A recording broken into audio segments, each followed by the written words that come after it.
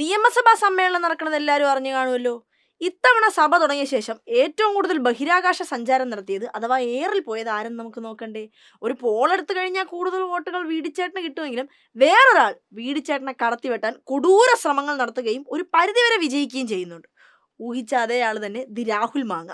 രാഹുൽ മാങ്ങ ഓരോ ദിവസം മാസം സ്വയം ആശ്വസിക്കാവുന്ന കുറച്ച് കാര്യങ്ങളായിട്ട് വരും, തേയും പോവും, റിപ്പീറ്റ്.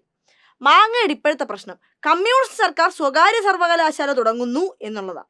കേരളത്തിലെ സർവകലാശാലകൾക്ക് കിട്ടുന്ന പുരസ്കാരങ്ങളും റാങ്കിങ്ങുകളും എല്ലാം മാങ്ങ യൂത്ത് കോൺഗ്രസിന് വാങ്ങിക്കൊടുക്കും പോലെയും വ്യാജ ഐഡി അടുപ്പിക്കും പോലെയുള്ളതാണെന്നാണ് മാങ്ങയുടെ വാദം.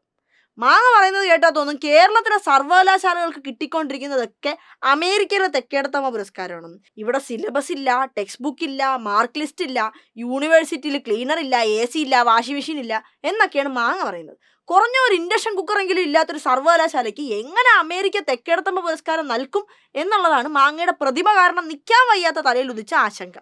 ഇതിന് മന്ത്രി കൊടുത്ത മറുപടിയും കൂടെ നോക്കാം. ഇവിടെ ബഹുമാന്യനായ ശ്രീ രാഹുൽ മാങ്കൂട്ടം പറയുന്നുണ്ടായിരുന്നു അമേരിക്കയിലത്തെ ഏതോ അവാർഡ് വാങ്ങിയെന്ന് ഞാനിവിടെ പറഞ്ഞു എന്ന്.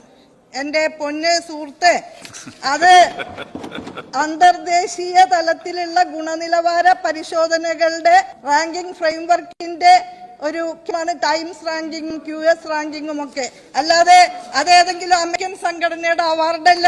ഇതൊക്കെ മിനിമം ഒരു വിദ്യാർത്ഥി പ്രസ്ഥാനത്തിലൂടെ ഉയർന്ന ഒരു നേതാവിന് ഇതൊക്കെ മിനിമം പഠിക്കേണ്ട ബാധ്യതയുണ്ട്.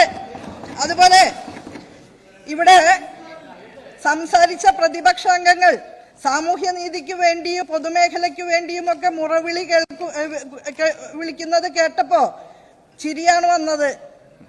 പ്രിയപ്പെട്ടവരെ, നമ്മുടെ കേരള സംസ്ഥാനത്ത് ഐക്യ കേരള പിറവിക്ക് ശേഷം ആദ്യം അധികാരത്തിൽ വന്ന, ബാലറ്റ് പേപ്പറിലൂടെ അധികാരത്തിൽ വന്ന കമ്മ്യൂണിസ്റ്റ് പാർട്ടിയുടെ നേതൃത്വത്തിലുള്ള മന്ത്രിസഭ സൗജന്യ വിദ്യാഭ്യാസ ബില്ല് അവതരിപ്പിച്ചപ്പോ അതുവരെ വിദ്യാലയങ്ങൾക്ക് പുറത്തു നിന്നിരുന്ന ബഹുഭൂരിപക്ഷം വന്ന സാമൂഹ്യവും സാമ്പത്തികവുമായി വളരെ പിന്നിലയിലുണ്ടായിരുന്ന വിഭാഗങ്ങൾ അക്ഷരത്തിന്റെ വെളിച്ചം മറിഞ്ഞു തുടങ്ങിയ ആ സന്ദർഭത്തിൽ അത്തരം പ്രവർത്തനങ്ങളെ അട്ടിമറിക്കാൻ വേണ്ടി ഉണ്ടാക്കിയ അവിശുദ്ധ കൂട്ടുകെട്ടിന്റെ സന്തതിയായിട്ടുള്ള അസുരവിത്തായിട്ടുള്ള KSUവിലേക്ക് കടന്നു വരുമ്പോൾ തീർച്ചയായിട്ടും അങ്ങനെ തന്നെ പറയാം.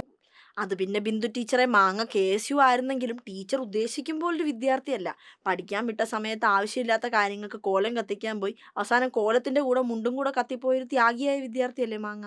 മര്യാദയ്ക്കൊരു സാധനത്തിന് തീയിടാൻ പോലും അറിയാത്ത ആളാണോ ഡയലോഗ് വിടുന്നത് എന്നൊക്കെ ചോദിക്കാൻ വരട്ടെ. കോലം കത്തിക്കാൻ അറിഞ്ഞൂടെങ്കിൽ എന്ത്? ഈ ഡിജിറ്റൽ യുഗത്തിൽ ഈ നാട്ടിലെ പല പ്രധാനികളുടെയും വോട്ടേഴ്സ് ID ആരുടെയും സഹായം ഇല്ലാതെ സ്വന്തമായിട്ട് ഉണ്ടാക്കിയെന്ന് വെച്ചാൽ അതും എന്തിനാണ്? സ്വന്തം സംഘടനയുടെ പ്രസിഡന്റ് ആവാൻ. ഇന്ത്യയിൽ ഇലോൺ മസ്ക് അല്ലേ ഇരിക്കണേ. മാങ്ങ ഇനി ഉയരങ്ങളിൽ എത്താൻ വേണ്ടി ഞാൻ പോയി വഴിപാട് കഴിക്കട്ടെ.